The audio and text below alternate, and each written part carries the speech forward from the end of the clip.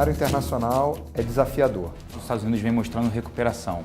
De todos os lados que a gente olha, a variável crítica é o crescimento. O Brasil não vai entrar numa rota, nessa espiral negativa. O mercado, num primeiro momento, está dando uma mensagem de otimismo. Tem potencial, tem espaço, não acho que a gente vai para uma dinâmica de colapso. Eu acredito que as alternativas de investimento para o nosso bolso, elas existem e são muitas. O Brasil é um país que tem oportunidades de investimento, isso é uma coisa concreta. Nós temos um mercado consumidor, nós temos instituições mais sólidas. Acredito que nós não vamos caminhar para um cenário de desastre, de colapso institucional, enfim, eu não acredito nesse cenário no Brasil. E, por outro lado, de fato, é um país que tem oportunidades. A questão é, nós vamos conseguir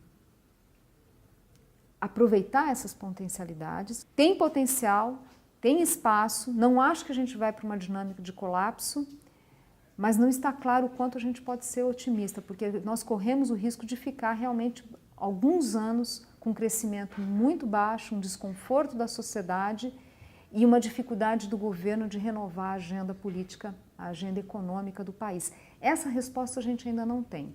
Vamos ter que aguardar os próximos sinais. Mas acho que uma dose de conservadorismo faz bem. Eu imagino que o Brasil não vá entrar numa rota, nessa espiral negativa de simplesmente acelerar o que vinha fazendo até aqui. Nós tivemos recentemente a sinalização do aumento de juros, mostrando que a questão da inflação, ela de fato, o governo acordou para ela. No dia 29 de outubro, o Copom subiu os juros, já provando que vão ter que ter um ajuste fiscal muito forte no ano que vem. Então, realmente é um momento importante para a economia brasileira, de realmente assim dar passos atrás em relação a medidas que foram feitas, que não estão trazendo crescimento e isso ajudaria a tranquilizar o investidor e o empresário também, porque com tanta insegurança que existe no ambiente econômico, óbvio que decisões de investimento são muito complexas. E um outro ponto, é óbvio, é um motivo de preocupação por último, mas não menos relevante, é o possível rebaixamento do nosso grau de investimento.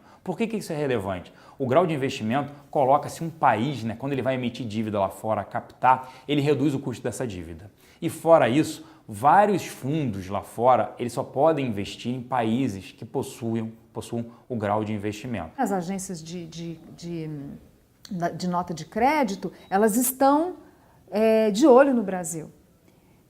A impressão que dá é que um rebaixamento está praticamente contratado. Então, se o Brasil perder o grau de investimento, boa parte do capital vai embora daqui, vai para os seus países de origem, investir em outros países. Você também tem um aumento de custo da dívida do país, então fica mais caro, uma despesa financeira mais cara para o país e para as empresas também. Os bancos captam lá fora e emprestam dinheiro aqui. Esse custo da dívida vai subir. Para a Petrobras, para todas as empresas. Então, esse é um motivo de preocupação e as agências de rating, tanto Moody's quanto S&P, já avisaram. Se a gente não enxergar crescimento com controle de inflação e investimento em infraestrutura, provavelmente o rebaixamento vai vir. Nós sempre nos viramos, nós sempre abrimos o ano, não, esse ano vai ser difícil, no Brasil ser empresário é difícil, o empresariado está muito descontente, está desconfiado, a taxa de juros é alta. Mesmo assim, eu acho que a gente, apesar de os investimentos não fazerem sentido para o empresariado nesse momento, ou para o estrangeiro, possivelmente, eu acredito que as alternativas de investimento para o nosso bolso, elas existem e são muitas.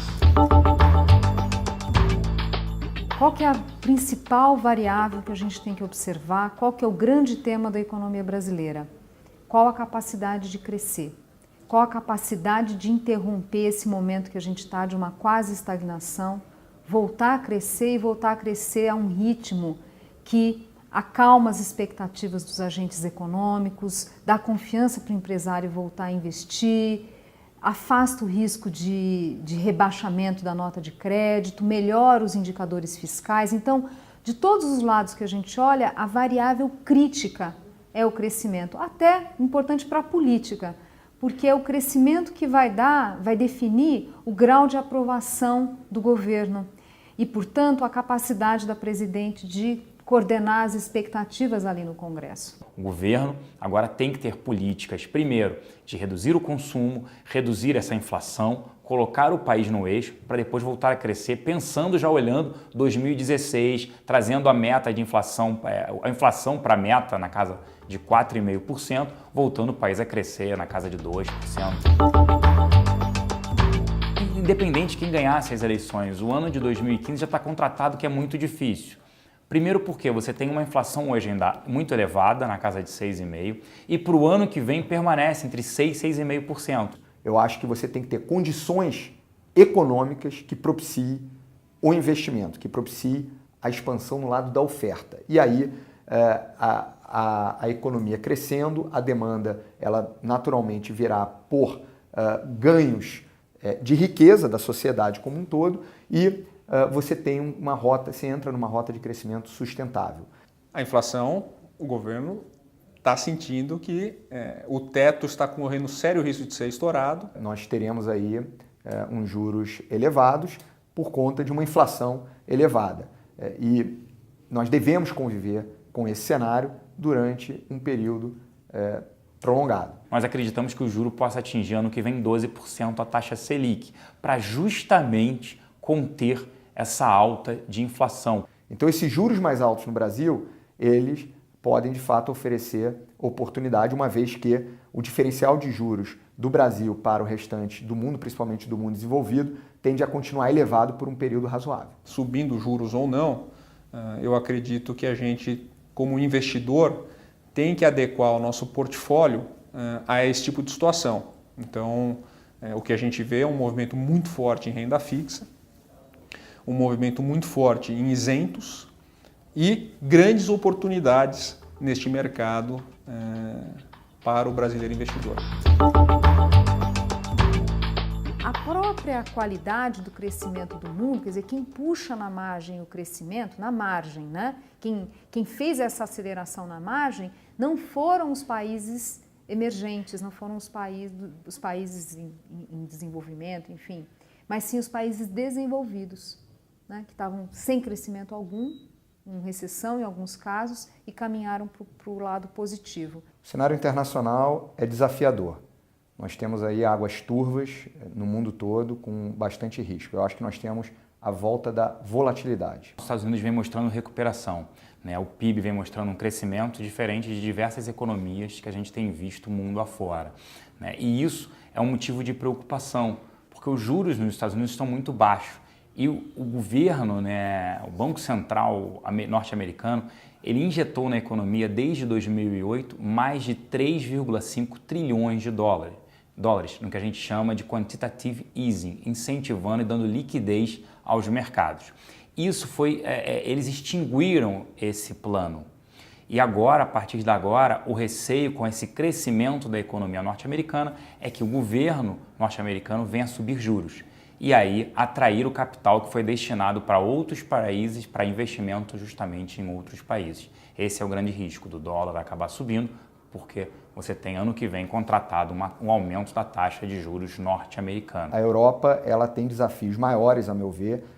Eu só daria um passo atrás para a gente entender a crise como um todo. Nós tivemos uma crise onde o mundo estava bastante alavancado e a opção de solucionar essa crise foi comprar tempo. Ou seja, ao invés de você deixar um ajuste de curto prazo com sofrimento alto e expurgar do sistema os erros e excessos cometidos do passado, optou-se por botar os juros em patamares artificialmente baixos durante um período prolongado e deixar com que o tempo se encarregasse de resolver essa crise. Esse tempo será longo. China vem mostrando uma desaceleração, acho que já esperada pelo mercado, né?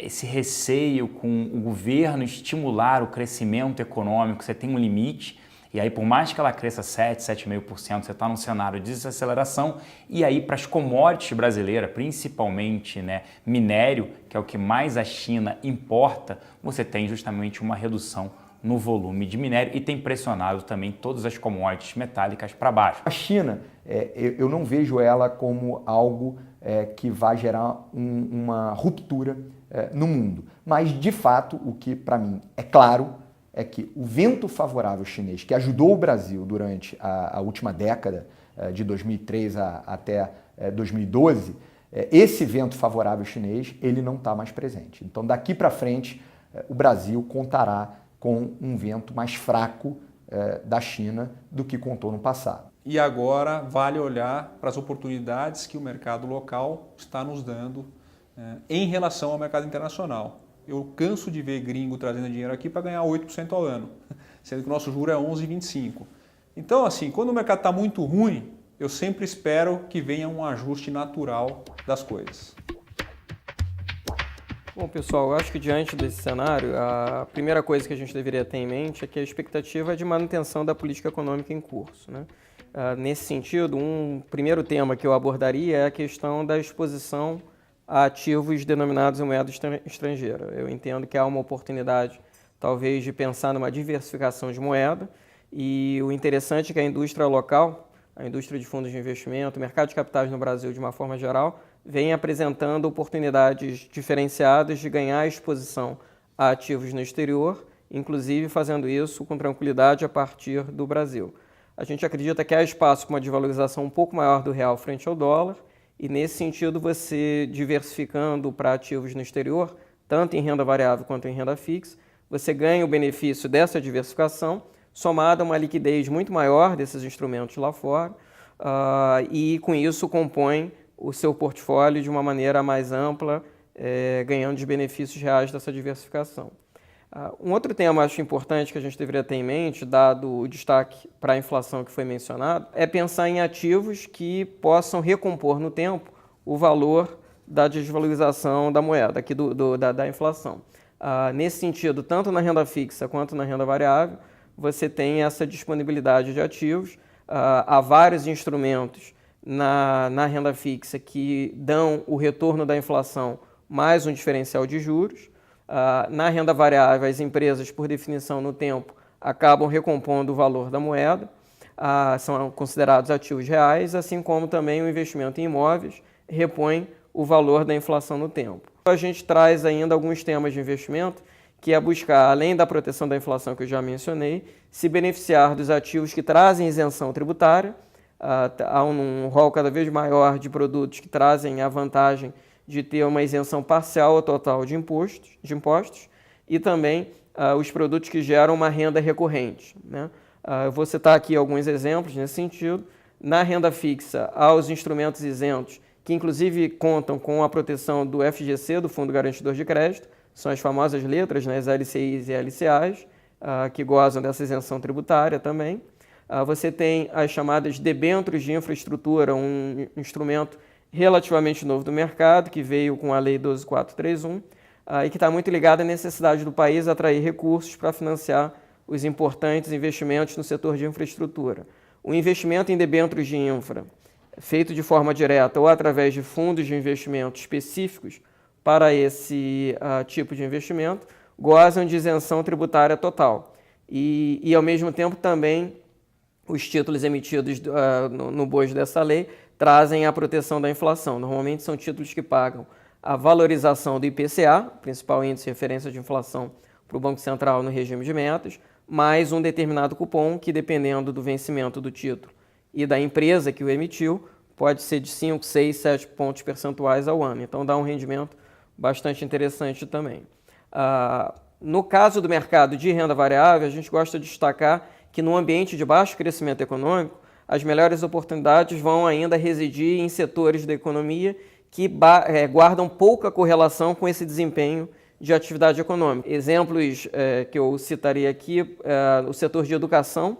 Algumas das melhores performances na Bolsa de Valores nesses últimos anos têm sido das empresas do setor de educação. É um setor que está em franca expansão, estimulado com o chamado FIES, o Fundo de Investimento do setor, trazido como política pública, política de governo.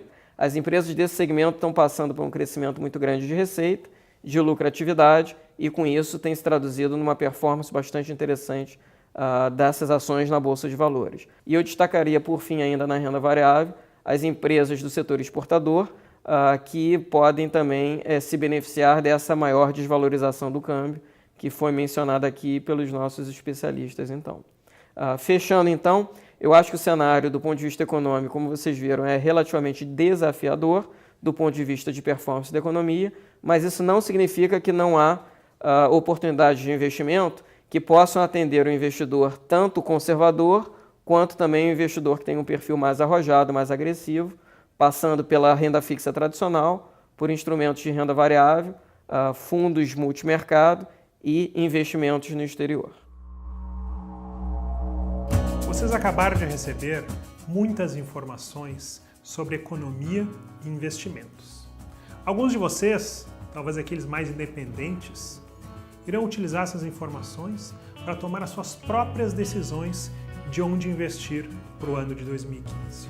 Talvez outras pessoas, pode ser o caso também de alguns de vocês, estão buscando apenas uma solução de onde investir melhor, procurando alguém que lhe passe confiança e tranquilidade para planejar e organizar os seus investimentos e o seu futuro. Saibam que a XP existe para ajudar esses dois perfis de investidores. A XP é diferente de tudo que você conhece sobre investimentos.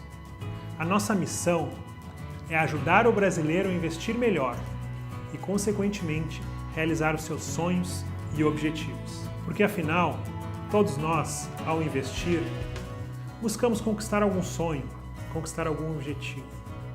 Seja a faculdade dos filhos, seja uma nova casa, ou seja, apenas a tranquilidade de uma aposentadoria tranquila. E nós da XP iremos entender os seus objetivos e ajudar você a chegar lá. Já são mais de 100 mil pessoas que mudaram para a XP. Somos uma das maiores instituições financeiras do Brasil. Estamos presentes em todo o país, com 450 escritórios afiliados.